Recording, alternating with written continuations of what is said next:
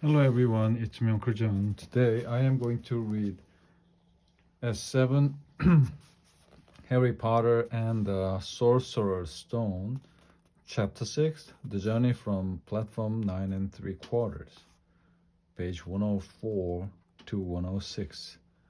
But then you can get spinach and liver and tripe. George reckons he had the booger flavored one once. Ron picked up a green bean, looked at it carefully, and bit into a corner. Blah, see, sprouts. They had a good time eating every flavor beans.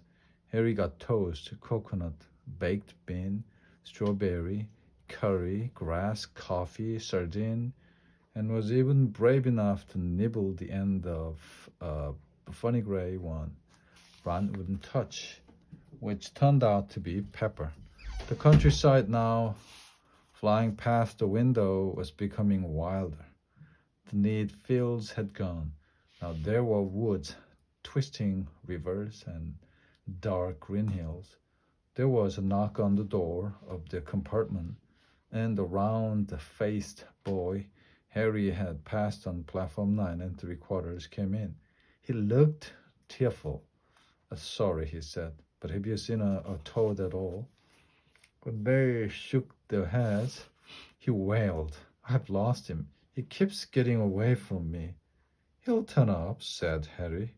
Yes, said the boy miserably, but if you see him, he laughed. Don't know why he is so bothered, said Ron. If I had brought a toad, I would lose it as quick as I could. Mind you, I brought Scabbers, so I can't talk. The rat was still snoozing on Ron's lap. He might have died and you don't know the difference, said Ron in disgust.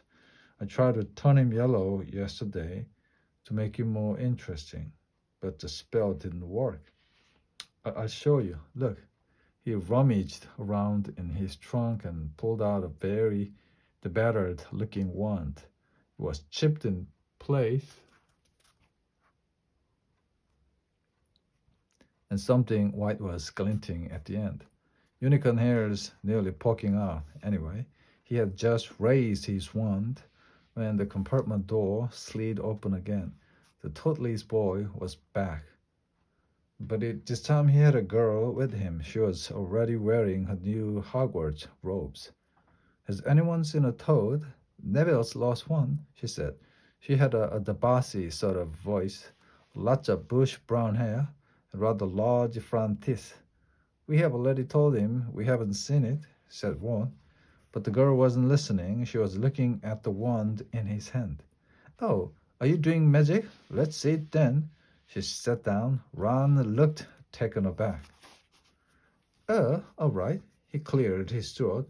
Sunshine Daisy, the buttermellow, turned this stupid fat rat yellow. He waved his wand, but nothing happened. Scabbard stayed gray and fast asleep. Are you sure that's a real spell? Said the girl. Well, it's not very good, is it? I've tried a few simple spells just for practice, and it's all worked for me. Nobody in my family's magic at all. It was ever such a surprise when I got my letter, but I was ever so pleased, of course. I mean, it's the very best school of witchcraft there is. I have heard. I've learned all our course books by heart, of course.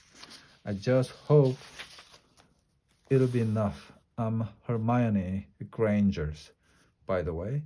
Who are you? She said all this very fast. Harry looked at Ron and was relieved to see by his stern face that he hadn't learned all the course books by heart either. I'm Ron Weasley, Ron muttered. Harry Potter, said Harry. Are you really? Said Hermione. I know all about you, of course. Got a few extra books for background reading. And you're in modern magical history and the rise and fall of the dark arts and great wizarding events of the 20th century. Am I? Said Harry, feeling dazed. Goodness, didn't you know?